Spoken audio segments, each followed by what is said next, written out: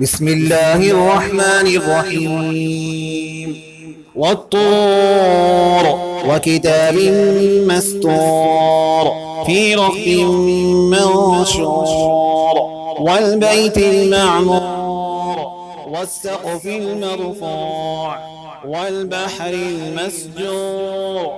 إن عذاب ربك لواقع ما له من دافع يوم تمور السماء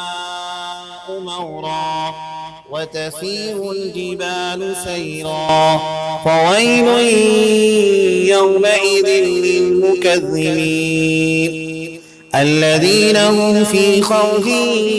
يلعبون يوم يدعون إلى نار جهنم دعا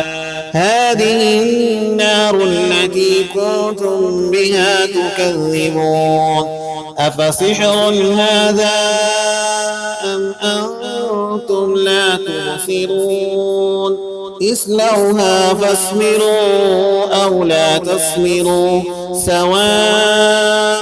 عليكم إنما تجزون ما كنتم تعملون إن المتقين في جنات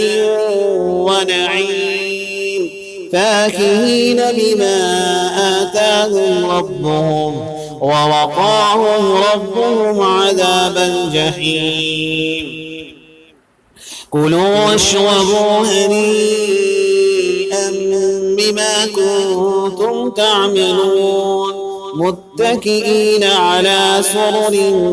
مصفوفة وزوجناهم بحور عين والذين آمنوا واتبعتهم ذريتهم بإيمان ألحقنا بهم ذريتهم وما ألتناهم عملهم من شيء كل امرئ بما كسب رهين وأمددناهم بفاكهة ولحم مما يشتهون يتنازعون فيها كأسا لا لغو فيها ولا تأثيم ويطوف عليهم غلمان لهم كأنهم لؤلؤ مكنون وأقبل بعضهم على بعض يتساءلون قالوا إنا كنا قبل في أهلنا مشفقين فمن الله علينا ووقانا عذاب السموم إنا كنا من قبل ندعوه إنه هو البر الرحيم فذكر فما أنت بنعمة ربك بكاهن ولا مجنون أم يقولون شاعر نتربص به ريب المنون قل تربصوا فإني معكم من المتربصين أم تأمرهم أحلامهم بهذا أم هم قوم طاغون